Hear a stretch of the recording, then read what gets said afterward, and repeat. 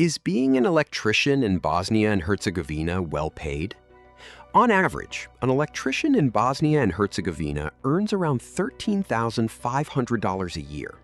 That is the average electrician salary in Bosnia and Herzegovina before tax, but after tax, it drops to $9,300, which leaves you with roughly $775 every month in take-home pay.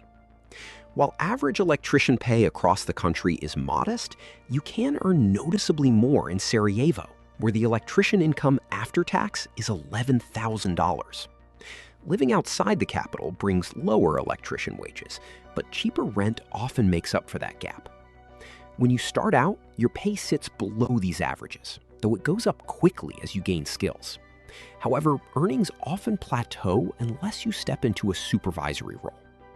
A university degree is not required for basic work, but getting extra education helps you move into higher paying positions like electrical engineer or project manager.